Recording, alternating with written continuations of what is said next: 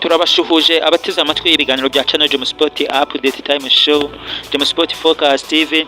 Twaje kubagezaho ibiramutse biri kuvugwa muri iyi si ya siporo, haba hazindutse byinshi biramutse bivugwa cyane. Bibutse mu Rwanda turaza kugaruka ku gikombe cy'amahoro icyo bita Peace Cup. Ikipe ya APR FC yaje kuba iyegukana cyane, yaje kuba iyitwara match itari yoroshye cyane, aho match byaje kurangira ikipe ya APR FC itsinze Rayon Sport kuri penalty cyane.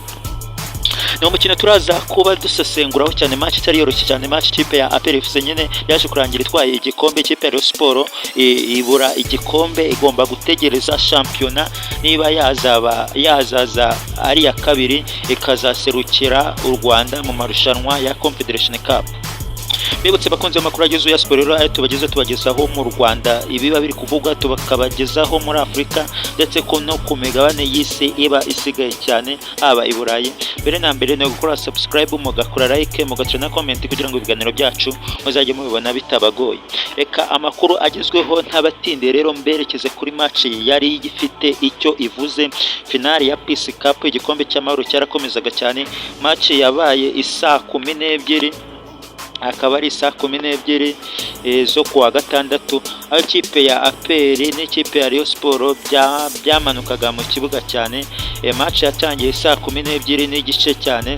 Match iza kurangira igice cya mbere cyaje kurangira ari ubusa ku busa, maze igice cya kabiri biza kurangira igice cya mbere byaje kurangira ikipe ya Rayon Sport nkosoreho gato. Ikipe ya Rayon Sport igice cya mbere yaje gutsinda igitego cyatsinzwe n'umukinnyi bitaga Nijuru, maze igitego cya APR cyo kwishyura kiza gutsindwa na Mameri Dawo, aza gutsinda igitego cyo kwishyura. Match iza kurangira ari igitego 1-1. Match uko byagaragaye, ikipe ya Rayon Sport yakinnye igice cya mbere. Igice cya kabiri ikipe ya APR nayo iza kugikina neza cyane, iza no kwishyuramo igitego, biza kurangira match ari igitego 1-1. Umusifuzi bitunguranye yahise ashyira umupira mu rubuga rwa penalty, hakurikiraho gutera penalty kuko nta prolongation zibaho mu gikombe cy'amahoro. Ubwo rero penalty zaratewe cyane. Umukinnyi bita Bayisenge Mary atera penalty neza cyane, aza kuyiterekamo cyane. Umukinnyi wa APR nawe aza kuyitsinda, ayiterekamo cyane, aza kuyitsinda cyane. Penalty yakurikiyeho ikipe ya Rayon Sport bayihaye umukinnyi bita Olivier Kwizera n'ubumanyeri bwe no kwiyemera cyane. Penalty yarayifashe cyane, ayitera inyuma neza cyane, arayamurura, biza gutuma ikipe ya Rayon Sport amazi aba amavuravura kabisa, biza kwikomerana cyane, maze birangira ikipe ya APR Adolphe avanyemo penalty yindi yari ikurikiyeho Rayon Sport yari iteye, maze biza kurangira ikipe ya APR itsinze Rayon Sport penalty enye kuri penalty 2. Biza kurangira rwose APR itsinze penalty 4 kuri 2 za Rayon Sport. Biza kurangira ikipe ya Rayon Sport ibuze igikombe gutyo muri ubwo buryo.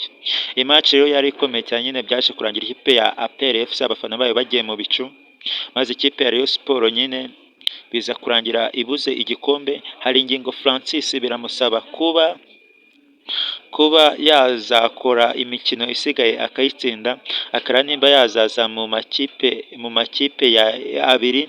Ikipe ya Rayon Sport akazareba nimba yazayerekeza mu mikino ya CAF Confederation Cup.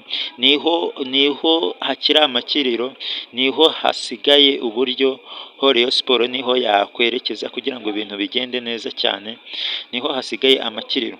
Bakunze amakuru agezwe ya siporo rero, reka twari tubafite rero tuyasoreza aha, tuzagende tugaruka n'ibizongera kuba byaravuzwe cyane muri no weekend cyane nk'irushanwa rya Premier League rirasozwa kuri kino cyumweru. Tuzagaruka tubabwira ibiri kuvugwa cyane. Reka mbashimire uburyo mwabanye nanjye. Ciao ciao.